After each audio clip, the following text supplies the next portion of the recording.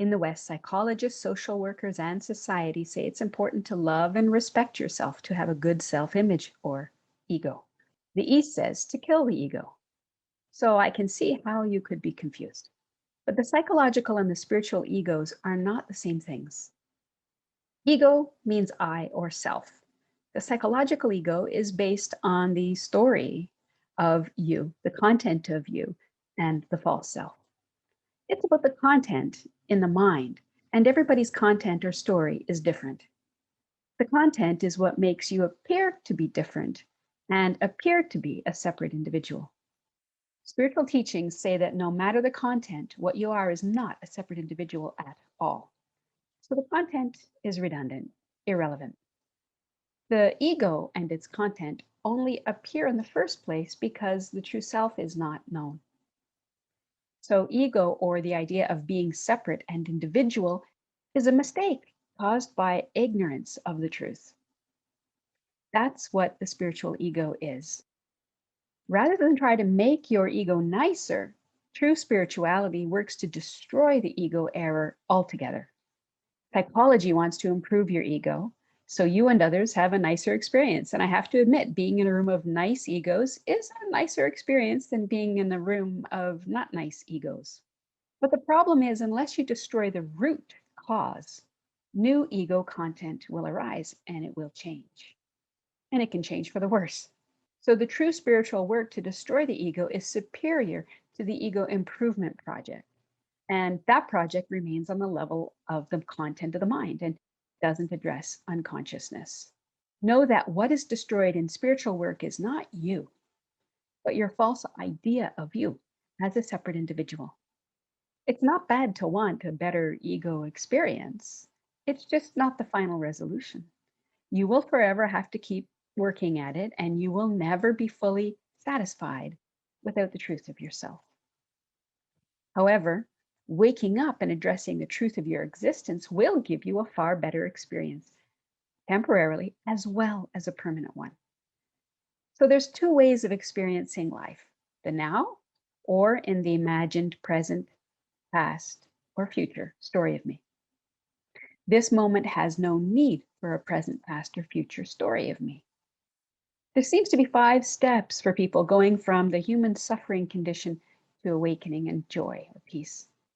And that is, you follow your mind, which follows everyone else's mind. Then you rebel and you want to stop following others' minds, but you still don't know you are following your own mind.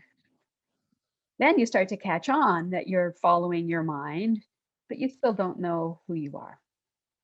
And so you can't help but follow the already learned stories of self and of others in the world and God.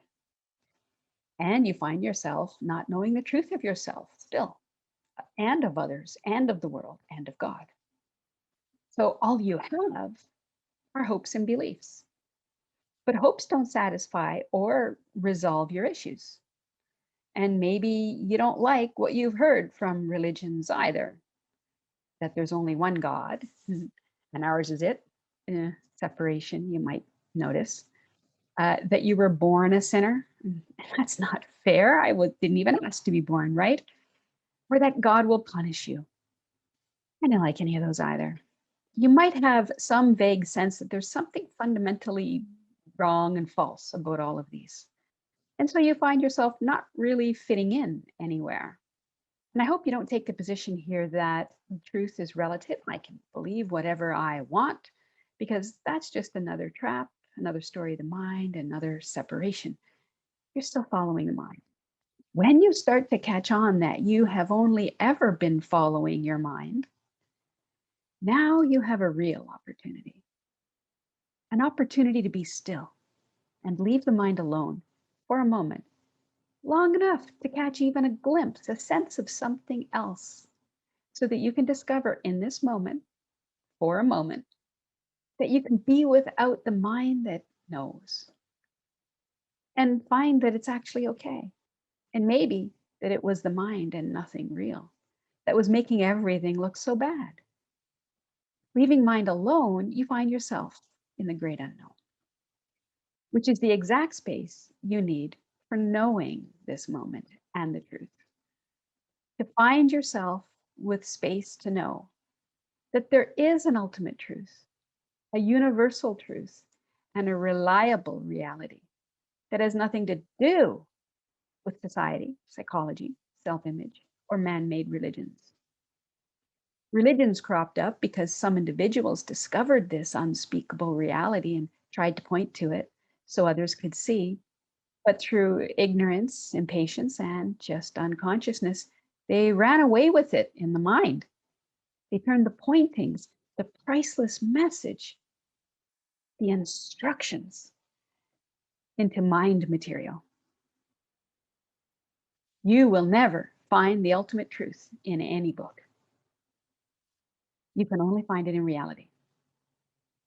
So the teachings of the sages are not teachings, they're pointings or instructions for you to look so that you may see the eternal truth of yourself and of all of existence that already is. Your personality can and does change. Your self image can and does change.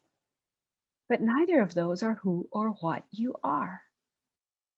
Spiritual work is not about making yourself a better image of yourself.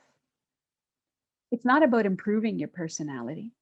It's about finding out that that which you think is you, that which you find is imperfect and can be changed, is not what you are.